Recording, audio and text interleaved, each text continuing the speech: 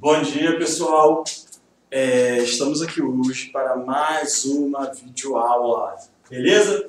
E aí, só lembrando, semana passada nós falamos sobre o sistema digestório. Então hoje nós vamos falar sobre o sistema circulatório, tá? Então a gente está na nossa aula de sistemas, tá? A gente vai seguindo aí nossa trajetória rumo à aprovação. Pessoal, quando a gente fala de sistema digestório, o que eu tenho que saber aqui sobre esse sistema, tá? Olha só, o sistema circulatório ele vai ser composto, né, por artérias, veias e capilares. E aí nós precisamos saber qual é a função que cada um vai realizar. Porque quando a gente fala sobre esse sistema, geralmente as pessoas pensam que a veia e a artéria elas vão estar em contato diretamente com o órgão, fazendo com que ele venha a ser oxigenado. E que venha ocorrer também a retirada das excretas, né? Do resto do metabolismo celular, por exemplo, como o CO2. Tá? E as coisas não funcionam assim diretamente. Então, olha só, a primeira coisa que nós temos que ter em mente é que as artérias, depois nós vamos ver a anatomia do coração, a primeira coisa que nós temos que saber aqui é que as artérias, elas são responsáveis por pegar o sangue rico em oxigênio, ou seja, aquele sangue que acabou de sair lá, acabou de passar pelo pulmão, né, pelo átrio esquerdo, ventrículo esquerdo, caiu na artéria aorta, tá? E aí esse sangue vai ser distribuído para todo o corpo aí. Então a artéria ela vai fazer o transporte, deixei tudo bem desenhadinho aqui para vocês, tá? Vocês só precisam estar por aqui. Vocês precisam, nessa aula, vocês não precisam nem pegar livro para ficar lendo, porque está tudo aqui. Para fazer o quê? O transporte desse sangue rico em gás oxigênio, tá? Tá mexendo, acho que está mexendo bem no projetor aí. Tá, não? O teclado não empurrou, não? Não, porque ele tá... Não, você faz tudo também. Tá mexendo. Não, tá ok, vai. Então, gente, ao vivo a gente para falar, tá mexendo no projetor, você faz tudo, né? Então, ao vivo é assim que funciona, a gente vai fazendo aí, tá? E eu tenho o seguinte, o pessoal do TI acho que quer falar. Não. Tá tudo bem, gente? Tudo certo? Deixa eu beber uma água aqui, ó. Eu acho que é tudo, mas é isso. Não, mas é tudo assim. Ah, Já retornei na dieta. Isaac tá falando, tá saindo a voz dele, né, gente, na gravação. Então, olha aqui, ó. E aí a gente tem que saber o seguinte, essas artérias, elas vão ter por função pegar esse sangue rico em oxigênio, transportar para os outros órgãos. Só que a gente tem que lembrar o seguinte, esse sangue que está saindo do coração, ele está vindo numa alta velocidade. Logo, quando eu penso aqui em relação a uma artéria, eu costumo sempre fazer uma analogia com os meus alunos que é o seguinte, se você tiver, por exemplo, lavando o quintal, e aí você tem lá na torneira tá a borracha. Se a borracha desencaixar, o que você vai fazer para poder encaixar novamente aquela borracha ali? Se você tentar encaixar aquela borracha com uma bomba ligada, né, tem a bomba, tem a torneira, e aí a bomba está ligada. O que acontece? Quando você tenta encaixar, vai água para tudo quanto é lado. Você molha tudo, geralmente você não consegue encaixar. Você precisa ou fechar a torneira ou desligar a bomba para poder fazer esse encaixe. Aqui é a mesma coisa. Esse sangue, né, que está passando aqui por essa artéria, ele vem com tanta pressão, tá? Tanta pressão e a velocidade é tão grande, que se essa artéria não sofresse ramificações, nós não teríamos a possibilidade de ocorrer as placas gasosas. Então essa artéria aqui, ela sofre ramificações, tá? Sofre diversas ramificações, formando o que a gente vai chamar de arteríola, tá? Que está bem ali no texto de vocês. Então observa só, eu tenho essas ramificações aqui, tá? Então aqui eu tenho uma artéria. Aqui, essas ramificações,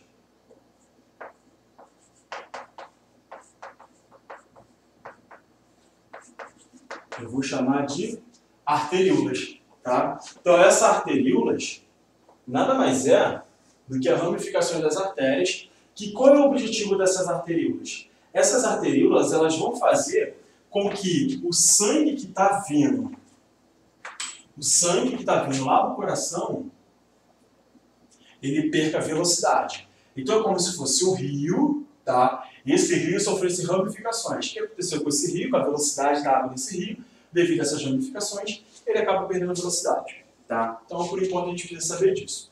E aí eu vou ter o seguinte, esses pequenos vasos conduzem o sangue para os capilares, tá? Porque é no nível dos capilares que vai se dar as trocas gasosas. Então, apesar de eu ter essa arteríola, eu ainda vou ter outras ramificações bem menores, tá? Ramificações bem menores aqui, vocês podem ver, que serão o quê? Os capilares. Os capilares. É no nível dos capilares que vai se dar as trocas gasosas. Então, é os capilares que vão estar envolvendo os órgãos, tá? Nós vamos ver que não é possível essas trocas ocorrerem a nível da artéria e da arteríola. Por quê? Tanto a artéria quanto a arteríola, elas são formadas por camadas, tá? Então eu vou ter ali uma túnica média, uma túnica interna, uma túnica externa, eu vou ter um endotélio. Quando eu chegar aqui no capilar, a gente vai ver que as coisas não funcionam bem assim, tá? A gente tem até imagem mostrando. Pensa só, lembra quando nós falamos de tecido epitelial? Para que ocorressem as trocas gasosas nos alvéolos, qual é a característica desse tecido? Eu vou apresentar apenas uma camada de célula, tá? Para facilitar o trânsito. Já quando eu falo, por exemplo, da epiderme, eu tenho tecido que ele é estratificado, ou seja, é formado por muitas camadas de células. Isso dificulta a passagem. Lembrando que os gases eles passam por difusão. Se eu tivesse muitas camadas de células, essa difusão não ocorreria. Logo, os órgãos não receberiam oxigênio, os nutrientes que eles precisam. Então, olha só, os capilares são vasos microscópicos com parede muito delgada e porosa. Ou seja, essa característica é que permite com que essas trocas ocorram. As redes capilares, denominadas leitos capilares, infiltram-se nos tecidos, foi o que eu acabei de falar para vocês. É essa rede de capilares que vai estar envolvendo esses órgãos aí. Passando muito perto de todas as células do corpo, os capilares convergem para as vênulas, e nós vamos falar já já. As vênulas elas vão dar origem às veias. Tá? E aí, só para adiantar, as vênulas elas são ramificações das veias. Então aqui, por exemplo, se eu fosse fazer uma troca aqui, eu poderia simplesmente fazer isso daqui, ó. Apagar. Aí eu vou apagar aqui. E aí eu teria aqui o seguinte. Eu coloco válvulas. Agora, eu tenho uma veia. Essas ramificações aqui são as vênulas. Tá? São as vênulas que são as ramificações das veias. Tá? Então essas vênulas aqui, elas vão desencadear, seguindo um único fluxo, que vai dar lá na veia. E essa veia aqui, ela vai carregar sangue rico em gás carbônico, tá? Que precisa ser mandado lá para os alvéolos pulmonares para ocorrerem as trocas. Então, primeira informação, a artéria carrega sangue rico em CO2, tá? Enquanto as veias, elas carregam sangue rico em dióxido de carbono. Então, vamos seguir aqui.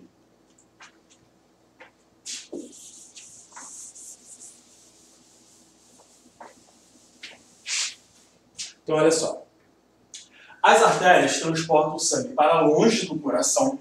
Então, a partir dessas artérias, o sangue será distribuído para as duas extremidades do corpo, para a região superior e inferior, tá? Em direção aos capilares. As veias, qual é a função das veias? As veias elas vão pegar esse sangue da grande circulação e vão fazer o retorno dele para o coração, para que esse sangue possa ser novamente oxigenado. Então, volto a falar.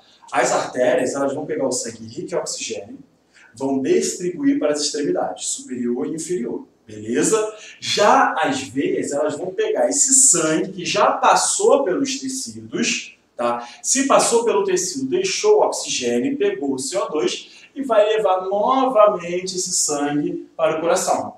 Através de duas veias muito importantes, que é a veia cava inferior, porque vem da parte inferior do corpo, e veia cava superior. Tá? E aí a gente vai entender que elas vão desembocar lá no átrio, né, direito, e aí a gente vai falando sobre isso depois. Então, o coração, vamos ver a anatomia desse coração. O coração é um músculo que contém câmaras, tá? Câmaras aqui. Essas câmaras que recebem o sangue entrando no coração são chamadas de átrio, tá? Por que são chamadas de átrio, pessoal, que recebe esse sangue? Porque o átrio ele vai receber o sangue tanto vindo do corpo, então o átrio ele vai receber aqui. Então vamos lá. O átrio ele vai receber o sangue que vem do corpo, que a gente vai chamar de grande circulação. E esse átrio também vai receber o sangue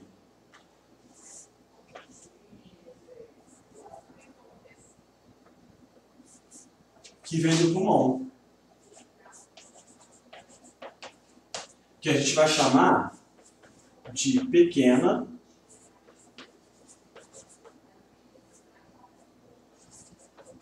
circulação.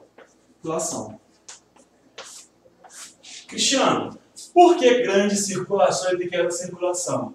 Porque aqui você vai ter sangue vindo da parte superior, né?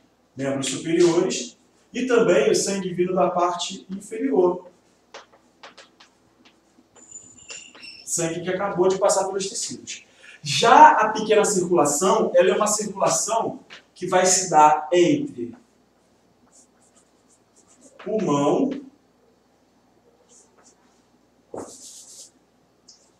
e coração. Tá? Então, seria isso daqui, ó.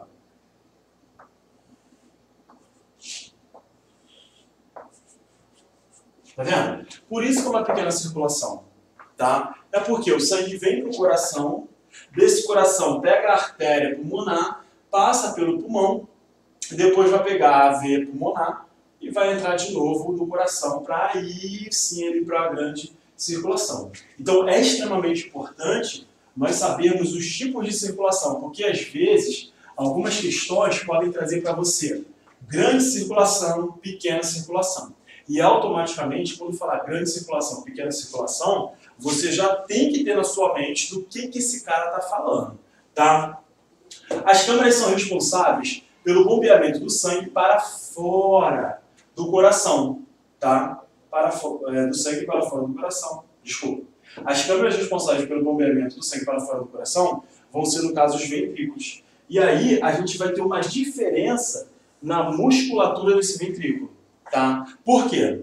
Quando a gente fala em relação à anatomia do coração, o átrio, no caso direito, ele recebe o sangue que está vindo da grande circulação. Quando esse sangue cai no ventrículo direito, esse sangue vai para onde? Vai para a artéria pulmonar. Até aqui tudo bem? Eu vou mostrar a anatomia do coração já já. Nesse caso, a gente está entrando na pequena circulação. Tá? Já o sangue, quando ele vem para o átrio esquerdo e ventrículo esquerdo, esse coração vai ter que bombear esse sangue para a grande circulação. Já que vai bombear para a grande circulação, eu preciso exercer uma força maior por essa câmara. Logo, a musculatura do ventrículo esquerdo ela é muito mais espessa. E ela é espessa exatamente por conta disso. Porque aquele ventrículo ele vai participar de quem? Da grande circulação. Então, ele tem que fazer mais força, tem que ter uma contração maior, tá? Para fazer esse sangue estar circulando aí. Beleza? Aqui nós entramos numa imagem. Tá? circulação. Dá um print aí para eu apagar isso daqui.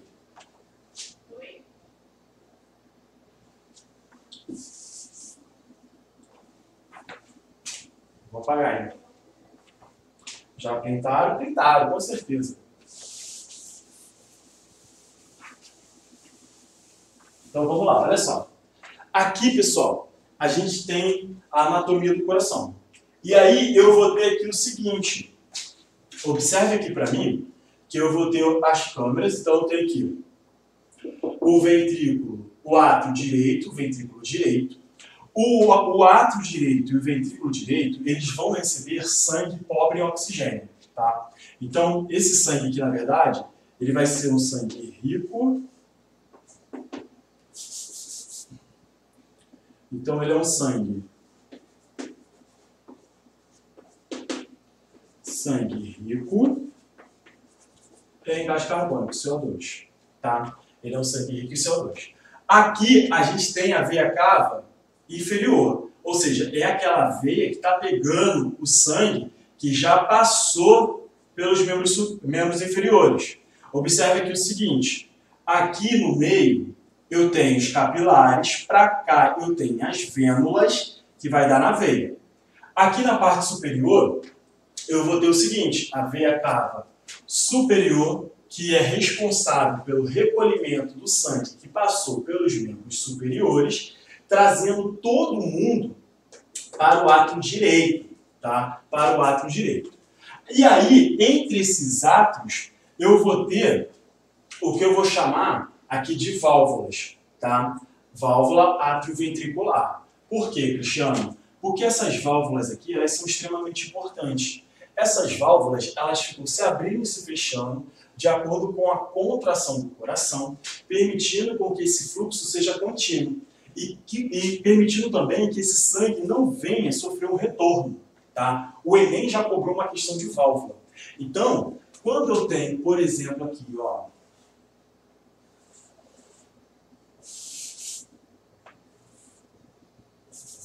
eu tenho aqui uma veia, essa veia apresenta uma válvula, o que vai acontecer? Essas válvulas vão permitir com que a direção do sangue seja unidirecional. Então, apenas o quê? Um sentido. Tá? Isso é extremamente importante, porque essas válvulas elas não vão permitir com que esse sangue siga o caminho contrário, tá? O caminho de volta. Então, isso daqui não ocorre. O que o Enem cobrou? O Enem cobrou uma questãozinha, depois falando sobre a importância dessas válvulas. A única coisa que você tinha que saber é que a válvula impede o refluxo desse sangue. Impede com que ele retorne. Aí eu já vou te perguntar. Pensa só o seguinte. O sangue que está vindo pela veia cava inferior e superior é um sangue que acabou de passar pelos órgãos. Esse sangue ele foi bombeado por musculatura. Existe uma musculatura intensa ali, como a do ventrículo esquerdo? Não. Esse sangue aqui é um sangue que não apresenta uma alta velocidade. Tá? Então, o que vai acontecer? Devido a isso, as veias vão ter que apresentar uma válvula. Uma não, são diversas válvulas ao longo. Tá? Elas vão ter que apresentar válvulas para impedir justamente com que esse sangue retorne. As artérias, como esse sangue está vindo com uma alta velocidade, eu não preciso de válvulas nas artérias, porque esse sangue ele segue normalmente o seu fluxo. Não temos aqui o risco, a não ser que a pessoa apresente algum problema, né, alguma doença, desse sangue estar retornando, seguindo o caminho contrário. Beleza? Então você tem que saber já o seguinte. Veias. Quando a gente fala do sistema linfático também, eles vão apresentar válvulas, tá? As artérias não apresentam válvulas. Primeira coisa que você tem que saber aí, já para iniciar nossos estudos aí. E aí eu tenho o seguinte, pessoal. Então, nós vimos aqui que o sangue vem dos membros superiores e inferiores através de duas veias. Veia cava superior, veia cava inferior. E aí, esse sangue aqui, ele vai desembocar no átrio direito, passando do átrio direito para o ventrículo direito. Do ventrículo direito, esse sangue vai pegar aqui o caminho da artéria pulmonar. Por que a artéria pulmonar, Cristiano? porque ela vai dar nos pulmões. Tá? Por que eu chamo isso daqui agora de artéria pulmonar? Porque esse sangue aqui, ele já vai com uma velocidade. Vendo? E aí, qual é o quesito aí que a gente tem que tomar um cuidado? Quando eu acabar de falar da anatomia do coração, vocês vão ver em muitos livros, isso é questão, tanto de vestibular e até mesmo de concurso público para professores, perguntando o seguinte: toda artéria carrega sangue rico em oxigênio. Toda veia carrega sangue pobre em oxigênio. Segura essa informação aí, porque a gente vai ver que as coisas não funcionam bem assim não. Tá? Existem suas exceções. Igual quando a gente estava falando de tecido conjuntivo. Todo tecido conjuntivo é vascularizado. Na sua grande maioria, eles são vascularizados. Tá? Quando a gente fala, por exemplo, das cartilagens, elas não são vascularizadas. Então, tudo dentro da biologia existe uma exceção. E isso daqui é pegadinha de concurso, tá? Tanto de vestibular quanto para a prova de professores. O que vai acontecer aqui, pessoal? Observe aqui o seguinte. Após passar pela artéria, esse sangue vai desembocar nas arteríolas, depois nos capilares. É esses capilares aqui que vão estar envolvendo os alvéolos. Os alvéolos apresentam apenas uma camada celular, justamente para facilitar esse intercâmbio, essa troca gasosa.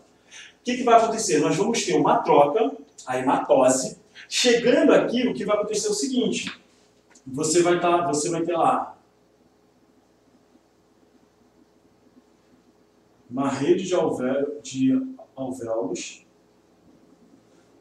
como se fossem caixinhos de uva. Tá? Esses alvéolos eles vão ser envolvidos por esses capilares. Tá? Eles são envolvidos. O que vai acontecer aqui? O que vai acontecer aqui, se eu fosse fazer um grande desenho aqui, seria isso daqui, ó.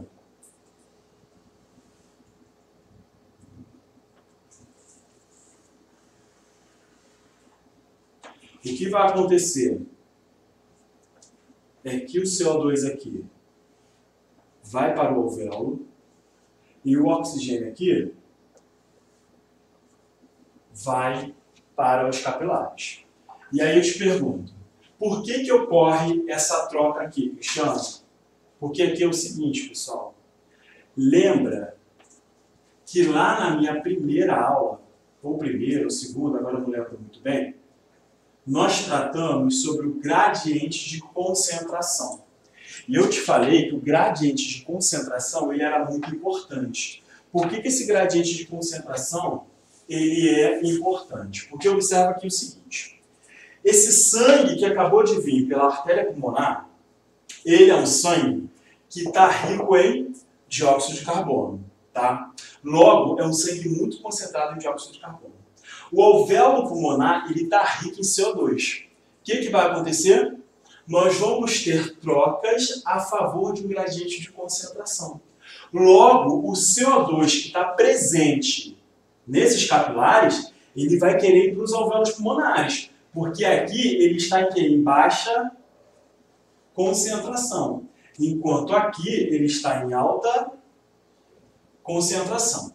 Aqui é a mesma coisa. O oxigênio aqui ele está em baixa concentração. O oxigênio dentro dos alvéolos ele está em alta concentração. Logo, eles vão fazer uma troca a favor do gradiente de concentração. E essa troca ela vai se dar por difusão. Tá? Essa troca ela se dá através da difusão. Tudo bem? Alguma pergunta? Não, ninguém perguntando nada. E agora? Deixa eu dar uma olhadinha aí. Vem aqui para mim, Roberta. Rapidinho, gente. Ninguém perguntando nada aqui no chat. Aqui, ó. Ninguém disse nada. Ainda estou aqui. Amiga, estou aqui. Né? Ninguém quer perguntar nada, diferentemente da Roberta, que o Pedro perguntou. Né? Mas tudo bem, vamos lá, vamos sim. Tá? Tô chateado? Tô nada. Tô sim. E aí, pessoal, seguindo o nosso caminho aqui, o que vai acontecer? Esse sangue passou pelos pulmões, representados em rosa aqui. Esse sangue agora rico em oxigênio vai vir através da veia pulmonar, tá? E vai desembocar no átrio esquerdo, passando para o ventrículo esquerdo e depois seguindo para a artéria aorta, que sofre aí suas ramificações. Tá bom, pessoal? Então vamos lá. O sangue vem através da veia cava superior e veia cava inferior, entra no átrio direito, passa para o ventrículo direito, pega a artéria pulmonar, né, a artéria pulmonar ramificada aqui, passa pelos pulmões, ocorre a hematose, as trocas gasosas, esse sangue rico em oxigênio volta para o coração a partir da veia pulmonar, desembocando no átrio esquerdo, depois ventrículo esquerdo, seguindo o fluxo para a artéria aorta, tá bom? E aí aqui eu tenho o seguinte, por que eu falei para vocês tomarem cuidado quando a gente fala que veia carrega sangue rico em oxigênio, pobre em oxigênio, a gente tem que tomar um pouco de cuidado com essa nomenclatura. A gente sabe que a veia, na sua maioria, vai carregar sangue pobre em oxigênio, sangue rico em CO2. Só que aqui eu estou acabando de provar para vocês que a veia pulmonar ela é uma exceção. A veia pulmonar ela carrega sangue rico em gás oxigênio. E aqui eu tenho uma outra exceção, que é a artéria pulmonar. Tá? Aqui, ó, a artéria pulmonar ela vai carregar sangue rico em dióxido de carbono. Então eu tenho que tomar muito cuidado, porque isso daqui é pegadinha de prova. Tá? Então vamos seguir aí.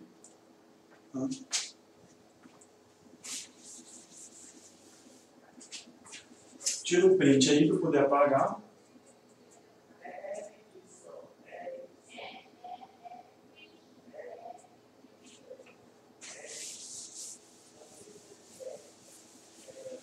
E aí, pessoal, falando do coração, nós temos que entender o quê? O coração, ele é um órgão, tá? É um órgão formado por tecido muscular.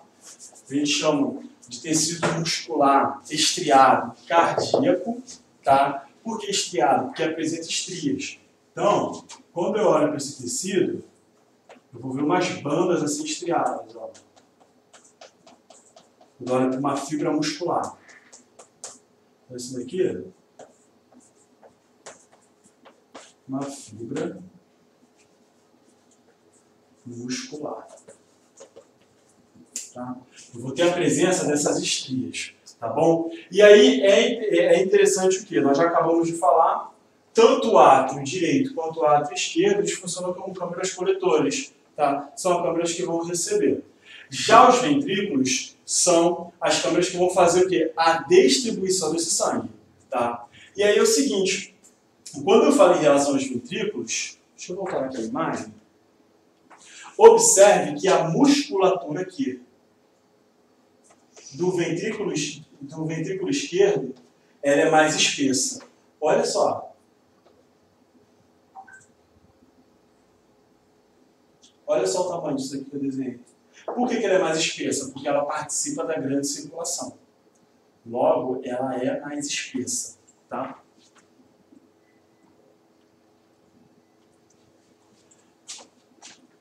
Então, olha só, quando ocorre a contração, o sangue ele é bombeado. E quando ocorre o relaxamento, as câmaras elas se enchem de sangue.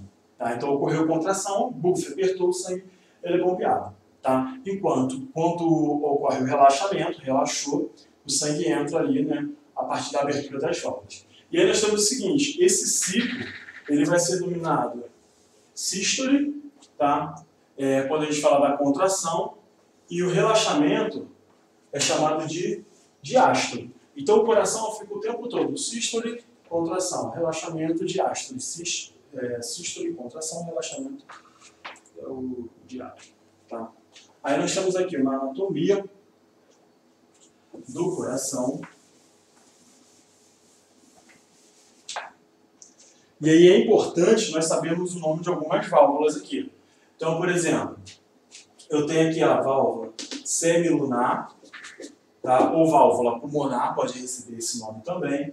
Eu tenho a válvula que eu já havia falado, atrioventricular, tá? Eu tenho outra válvula aqui, atrioventricular, e a válvula semilunar, beleza? Que é a válvula que vai estar ligando aqui, ó, o ventrículo, a artéria aorta, válvula semilunar, tá? Então deixa aí essa anatomia para vocês darem uma estudada aí quando vocês estiverem em casa. Tá? E aí é o seguinte, qual é o objetivo das válvulas, galera? Então, eu já tinha adiantado para vocês. Essas 4 válvulas, né, elas vão impedir com que ocorra um refluxo, com que esse sangue volte para a câmara. Então, por exemplo, a válvula ela é importante porque ela vai impedir com que o sangue retorne, por exemplo, do ventrículo esquerdo para o átrio esquerdo. Se esse sangue retorna, você pode ter o caso de uma embolia ali. Tá? Algumas pessoas podem apresentar, com o passar dos anos, problema nas válvulas. E aí tem que fazer uma operação para poder estar corrigir é ótimo, né? Para poder estar corrigindo aí o defeito dessas válvulas aí. Tá? E aí tem o seguinte, como eu acabei de falar, se o sangue esguicha de volta através de uma válvula defeituosa, isso pode gerar ruído anormal denominado sopro cardíaco. Tá? Sopro cardíaco mata, se a pessoa não fizer um tratamento. Tá bom? E aí outra coisa importante é que essa musculatura ela consegue contrair independentemente do sistema nervoso. Tá? Quando a gente falar de sistema nervoso, a gente vai falar sobre o bulbo, o centro que vai controlar a respiração, quando a quantidade de oxigênio diminui, hipófise, que vai liberar alguns hormônios. E aí, quando a gente for falar de sistema nervoso, a gente vai falar também de sistema endócrino. E aí a gente vai ver que o sistema nervoso e o sistema endócrino, eles são sistemas que juntos controlam todo o nosso corpo, todo o nosso organismo. Por isso que é tão importante ter o seu eixo hormonal correto aí, né, durante a nossa estadia aqui nessa Terra. Beleza? Então vamos seguir aqui, ó. E aí a gente vai ver aqui como que ocorre essa contração dessas fibras musculares, tá? Você já deve ter ouvido falar sobre fibras de Purkinje que vão estar o quê? Envolvendo aí essa musculatura. Pessoal, primeira coisa que nós temos que saber é como eu falei anteriormente. O coração ele apresenta a capacidade de contrair-se a partir de si mesmo.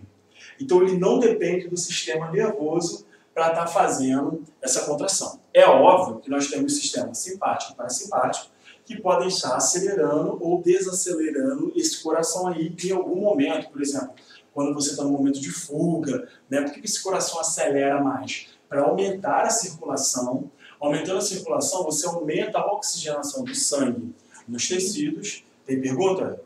Vê. Peraí, só um minutinho, né? Aqui. Professor, pode cair também como circulação sistêmica e circulação pulmonar ou só como grande, pequena circulação? Não, pode cair também. Pode aparecer esses dois nomes aí. Circulação sistêmica e circulação pulmonar. Porque quando fala de sistêmica... Bianca. Tá... Bianca, show de bola. Bianca, tô até arrepiado. Mas tu ficou emocionado, Bianca. Eu tô emocionado. Bianca, então, olha só, vamos lá, Bianca. Quando a gente fala em relação à circulação, pode cair circulação sistêmica, tá, ou circulação pulmonar. Fico muito feliz de você estar por dentro aí, né, ter pegado esse gatilho aí, porque também pode aparecer na prova de vocês. Como eu falei, a biologia, às vezes, ela tem alguns problemas, porque podem ser dados nomes diferentes para os mesmos processos. Tá? Circulação sistêmica, porque fala do sistema, né, o sistema de modo geral. Então pode aparecer aí também. Tá? E aí nós temos aqui o seguinte, quando a gente fala em relação às contrações, né, o coração ele apresenta essa capacidade de gerar os seus impulsos elétricos. Então ele não depende 100% do sistema nervoso. Professor, me dá um exemplo? Morte cerebral.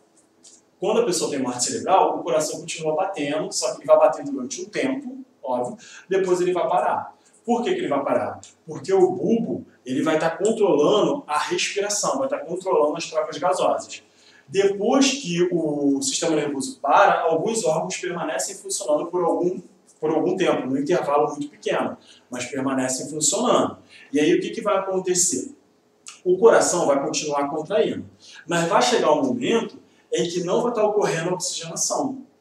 E esse sangue, o coração, ele também precisa ser oxigenado. A gente está falando de um tecido, tá? Então, ele precisa estar recebendo o seu oxigênio também para poder estar funcionando. Então, vamos lá. Quando a gente fala em relação ao nó sinoatrial, localizado logo aqui em cima, no átrio direito, esse nó ele funciona como um marca-passo. E essas células têm a capacidade de gerar impulso elétrico, tá? Impulso elétrico. E aí é o seguinte, então eu tenho um nó sinoatrial, ou marca-passo, que vai gerar esse impulso elétrico exatamente nesse ponto aqui, do átrio direito. A partir daqui, você vai ter o nó átrio-ventricular, tá? Aonde vai estar localizado entre o átrio esquerdo e direito, fazendo com que ocorra a propagação, né? Com que ocorra mais uma propagação, na verdade, de um impulso elétrico. A partir desses dois, né, dessas duas fontes de impulso elétrico, nós vamos ter aqui em vermelho, que vocês podem ver, chamada de fibras de Purkinje. Essas fibras, elas vão fazer a expansão desse impulso elétrico, fazendo com que todo o coração, né, receba esse impulso que foi gerado, tá? Então, o impulso gerado no nó sinoatrial e o impulso gerado no nó átrio-ventricular, né, vai permitir com que essas células aí, com que as fibras musculares possam ter um ritmo cardíaco, tá? De sístole e diástole. Então, observe que a propagação primeiro, ela se dá nos átrios, tá? Nos átrios, mas lembrando que o nó sinoatrial, ele está localizado no átrio direito, tá bom? No átrio direito. Então, aqui em cima ocorre a contração. Depois, no nó átrio-ventricular, você vai ter o quê? A contração desses ventrículos aqui. E aí as fibras, como eles são câmaras maiores, as fibras de Purkinje fazem o quê? Essa propagação, permitindo com que ocorra aí um ritmo cardíaco, tá? Então, olha aqui, ó. A seguir os sinais do nódo AV, nó átrio-ventricular, são conduzidos ao ápice do coração, que é essa região aqui, ó, o ápice do coração, tá? E por todas as paredes ventriculares, mediante estruturas especializadas denominadas de ramos de feixes e fibras de Purkinje, tá? Por que Purkinje? Porque foi o cara que descobriu essas fibras aí, tá? Então aqui a gente tem o ápice do coração, né, até onde esse impulso, e aí ele é gerado, propagado. Gerado não, né? Até onde ele vai.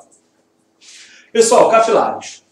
Quando a gente fala dos capilares, é importante nós sabermos o que os capilares, eles fazem parte do sistema circulatório. Aqui estão representados capilares, tá? Então a gente tem o seguinte, a gente vai ter aqui uma artéria, arteríola, capilares, vênulas e veia. Tá? Então aqui está representado. Esses capilares é que vão estar envolvendo os órgãos, vão estar abraçando os órgãos, para permitir com que as trocas ocorram. Tá? E aí, qual é a importância desses capilares? Quando essas trocas ocorrem, elas ocorrem através de um líquido chamado intersticial, que é um líquido que está banhando ali, mais ou menos, não banhando, mergulhado, mas é um líquido que existe entre esses capilares e o órgão na qual ocorrerá essas trocas gasosas. Por quê? Isso vai facilitar a difusão, tá bom? Então, é nos capilares, que eu tenho que saber, Cristiano, que é a nível dos capilares, que vai se dar a troca gasosa entre sistema circulatório e órgão, tá? Não é na veia, não é na artéria, tá? É através dos capilares, não é nas vênulas, não é nas arteríolas, é a partir dos capilares. Por quê? Porque os capilares, eles apresentam apenas um endotélio. Então, é como se eu tivesse isso daqui, ó. Eu acho que eu tenho desenho aqui. Aqui, pessoal, olha só. Observe aqui o seguinte. Primeira coisa, eu coloquei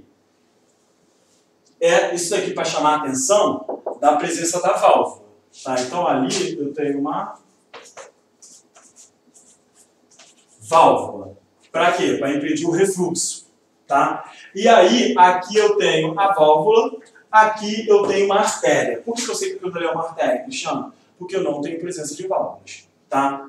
E aí eu tenho o seguinte, eu tenho o endotélio, eu tenho o músculo liso.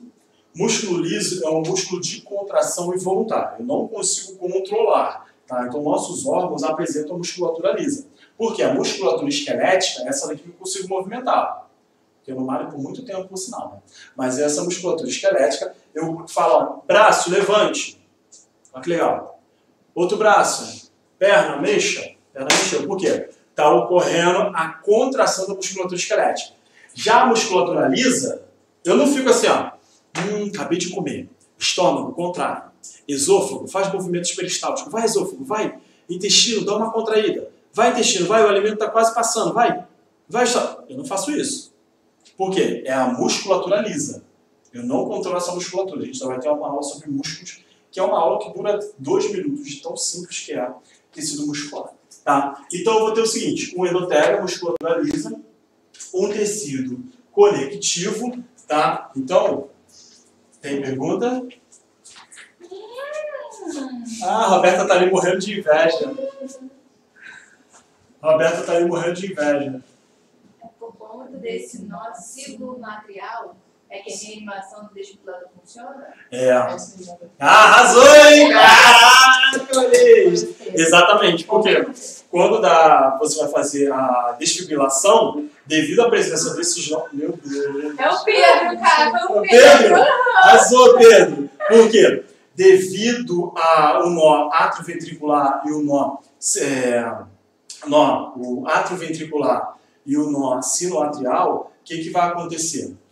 Ali, exatamente, a descarga faz com que esses nós venham propagar novos impulsos elétricos.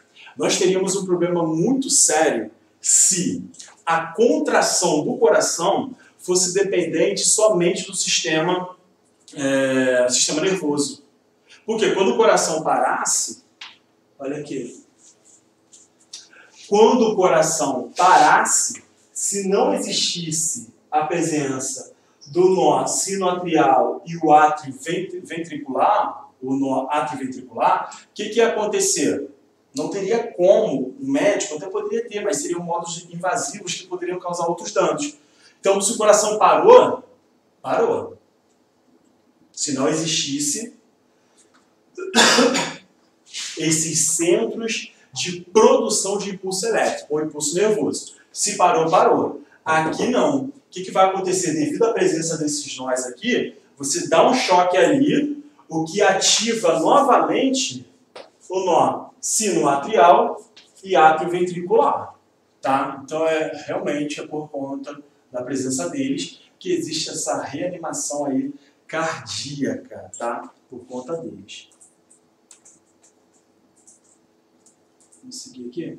Então, pessoal, observe aqui o seguinte. Eu vou ter uma camada, 2 camadas, 3 camadas, 4 camadas. Tá? Então, eu tenho aqui o endotélio, musculatura lisa. Eu ainda posso apresentar essa musculatura. Eu posso ter o tecido conjuntivo, eu tenho aqui tecido conectivo. Tá? E o que vai acontecer? Quando eu falo em relação a essas musculaturas, pessoal, alguns livros podem trazer camada interna, camada média, camada externa. Tá? Alguns livros mais antigos, mais desatualizados aí, podem trazer essa nomenclatura. Tá? Mas observa aqui o seguinte, esse endotélio ele é constituído por apenas uma camada de células. Tá? Então, o que eu teria aqui mais ou menos é isso daqui, ó.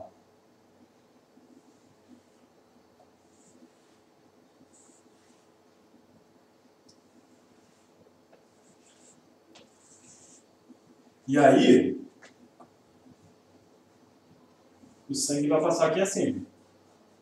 Observe que no endotélio tem uma camada de célula. Se eu tenho uma camada, isso facilita a difusão. Tá? Então, isso facilita a saída do oxigênio e a entrada do CO2. Mas, Cristiano, por que isso dali vai ocorrer? Isso daqui vai ocorrer por conta de algo que eu já disse na aula. gradiente de concentração.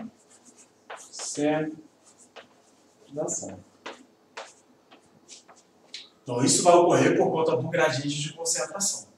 Tá? Foi? Tranquilão? Então, ó, esse desenho ficou muito lindo. Pode copiar. Tira um print. E aí, pessoal, isso daqui é quando a gente está tratando do quê? Do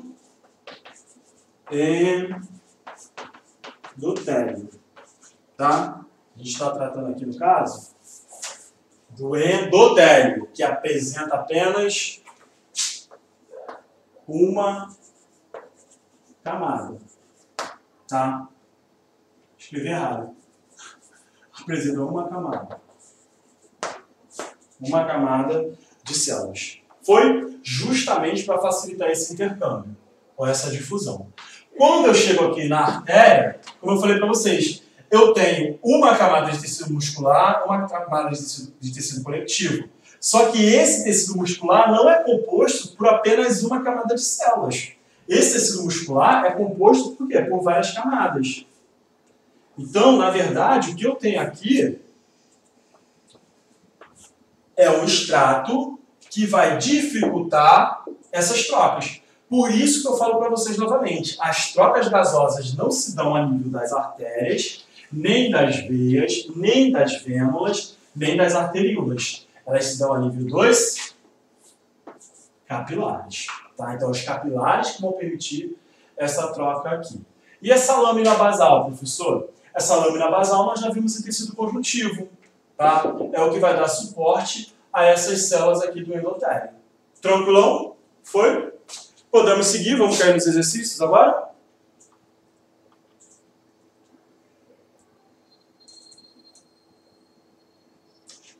Sistema linfático. Pessoal, o sistema linfático, ele é bem tranquilo, por quê?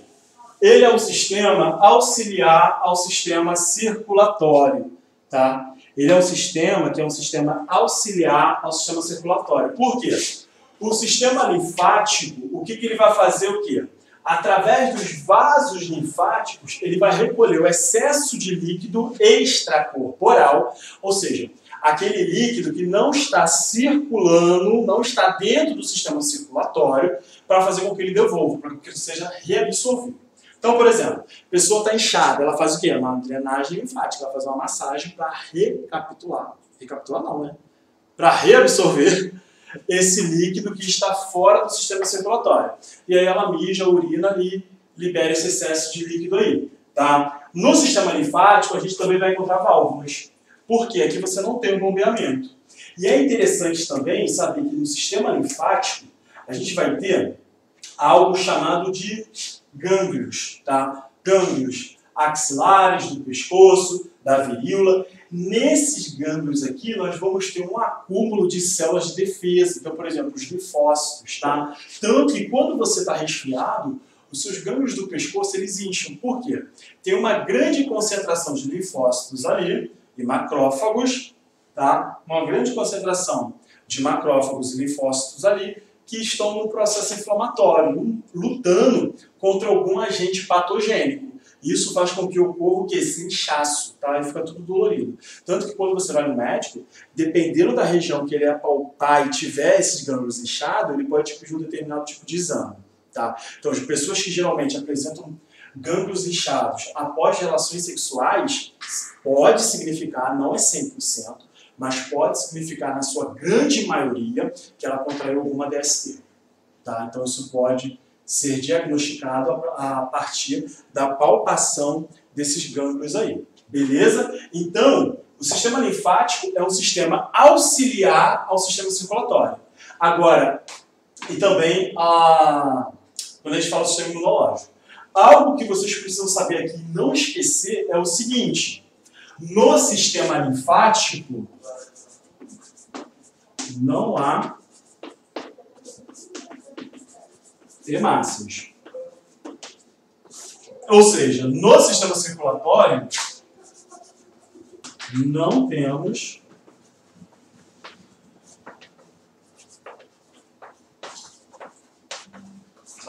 transporte de gases. Grava isso para a tua alma. Sistema linfático não transporta gases. Não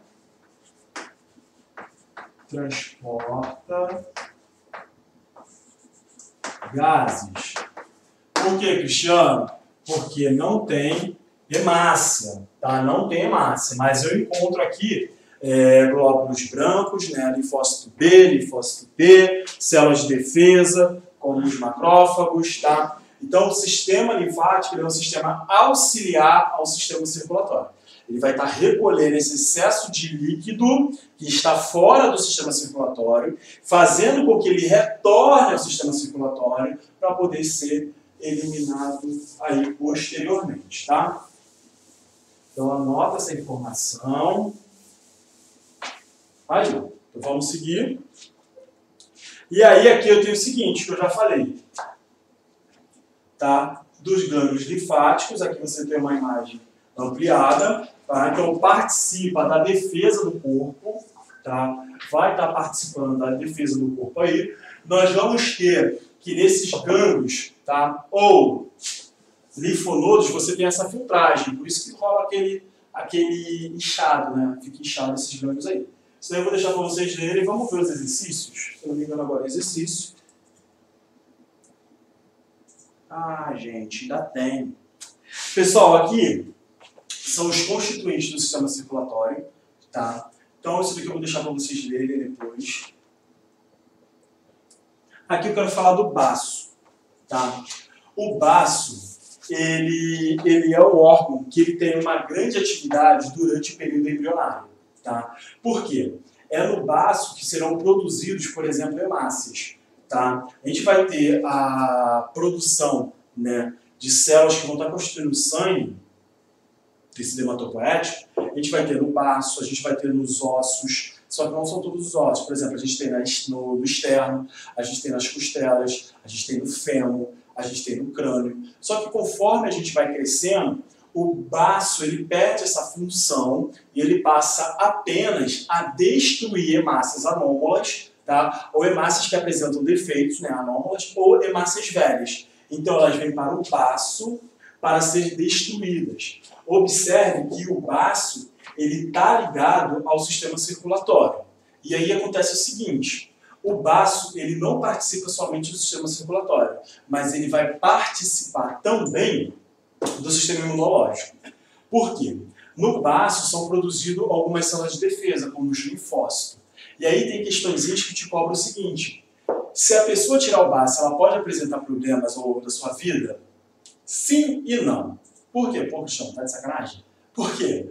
Se ela tiver, por exemplo, um câncer no osso, quando a pessoa apresenta câncer no osso, ela tem uma produção anômala de células de defesa. E aí o baço retorna a essa atividade. Tá? Então, se a pessoa tirar o baço, ela tem que torcer para nunca ter problema em relação à produção de células que constituem sangue. Porque, apesar dele perder essa atividade durante a fase adulta, ele retorna com essa atividade caso a pessoa tenha algum problema aí nesses ossos, né, apresente alguma doença, o baço retorna essa atividade. Então, a principal função do baço mesmo é o quê? Destruição das hemácias, tá? Hemácias velhas, hemácias anômalas que foram produzidas com defeito. Aqui, pessoal, eu botei um desenho para vocês estudarem, tá? Para vocês olharem a diferença do capilar, de uma artéria e de uma veia. Observe que a artéria ela tem uma musculatura muito mais espessa do que a veia. Tá? Impossível ocorrer trocas gasosas aqui. Tá? Fica impossível ocorrer as trocas gasosas devido à espessura da parede dessa veia. Tá? E aí, só para a gente fechar, eu acho que dá tempo, vamos fazer algumas questõezinhas aqui. Essa questãozinha é do Enem 2019, então não está na apostila de vocês, e diz o seguinte: a eritropoetina é um hormônio endógeno secretado pelos rins, que influencia a maturação dos eritrócitos, ou seja, a maturação das hemácias.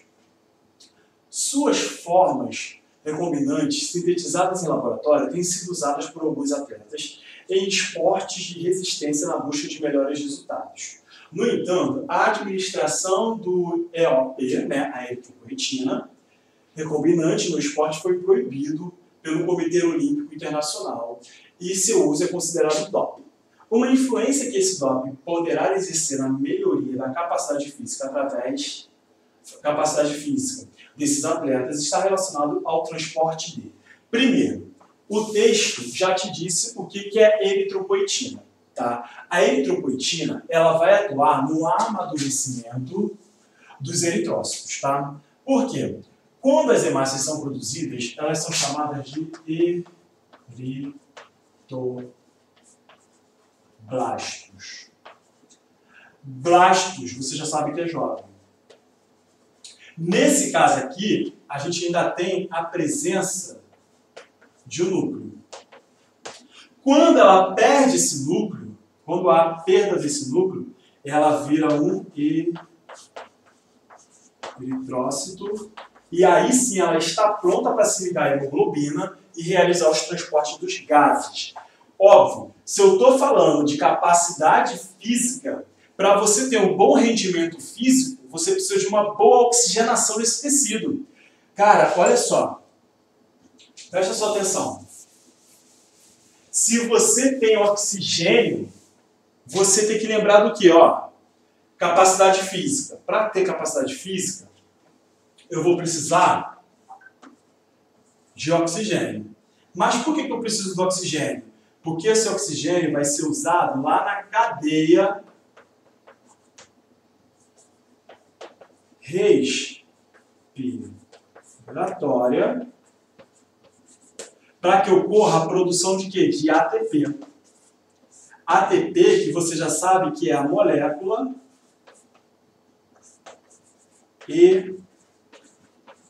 energética.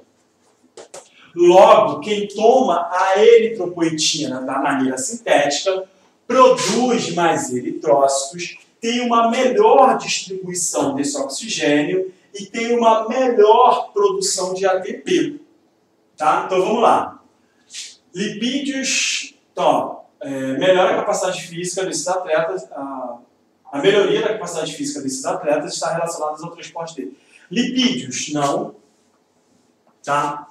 ATP para a síntese de hormônio, não. Oxigênio para aumentar a produção de ATP, exatamente. Por quê? Eritrócito, oxigenação, né? Produção de ATP. Pessoal, vou fazer só mais uma, porque o nosso tempo acabou esgotando um pouco aí. Olha aqui. Essa questão está na página... Deixa eu pegar aqui a apostila. Essa questão está na página 187.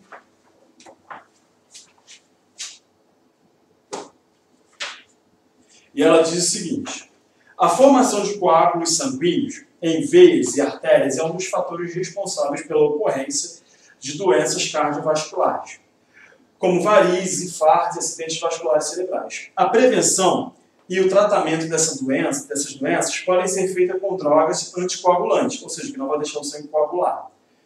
A indústria farmacêutica estimula a pesquisa de toxina animais com essa propriedade. Considerando as adaptações relacionadas aos hábitos alimentares, os animais adequados ao propósito dessa pesquisa são molúsculo fitofágico. Molúsculo fitofágico são aqueles que vão se alimentar, né, raspando ali rochas, por exemplo. Moscas saprófagas, moscas que ficam ali na matéria morta. Pássaros carnívoros, pássaros que comem carne. Morcegos flugívoros. Eita, quase não sabe. São aqueles que se alimentam de frutas. Mosquitos hematófagos. Hemo vem de sangue. Quando ele fala de fago, né, vem do modo lá da alimentação. Mosquitos hematófagos, qual seria a nossa alternativa correta? Primeiro, ele quer tratar a coagulação. Quais desses organismos aí poderiam ser utilizados? Os mosquitos, pessoal. Por quê? Não sei se você já reparou, mas o mosquito, quando você mata lá, você espreme ele, sai sangue para tudo quanto é lado. Aquele sangue está coagulado? Não. Por quê? Se aquele sangue coagulasse no sistema desse mosquito, ele morreria, tá? Então o que vai acontecer? Esse mosquito aqui, os mosquitos de modo geral, produzem substâncias que vão inibir a coagulação do sangue após a sua saída do sistema circulatório. Porque se você pegar uma gota de sangue e pingar agora sobre a sua mesa, você vai observar que esse sangue vai coagular, devido à presença do oxigênio, né, a interação das suas moléculas, a desnaturação das proteínas, ele vai coagular. Os mosquitos conseguem produzir substâncias que inibem essa coagulação. Tá? Espero que vocês tenham entendido a aula de hoje. Tem mais um exercício aí para fazer, tá? Mas aí eu vou deixar para vocês responderem depois. Vou colocar no Class, daqui a pouquinho já está no Class essa aula. Então, pessoal, uma aula bem completinha, os slides estão bem completos sobre o sistema circulatório. Vocês viram que o Enem cobra de uma maneira muito simplificada, tá bom? Então, até sábado para quem é da Biomed, tá? E aí lembrando que domingo a gente tem o nosso primeiro simulado da Biomed, tá? Então, ó, beijo nas crianças, bom almoço. Roberta volta por volta, bem redundante, né? Vou botar isso na minha redação. Roberta volta da aula, 1h40, tá? Porque eu comi um pouco do tempo aqui, do horário do almoço. Então, ó, beijo, boa aula, bons estudos. Ih, gente, minha aula ficou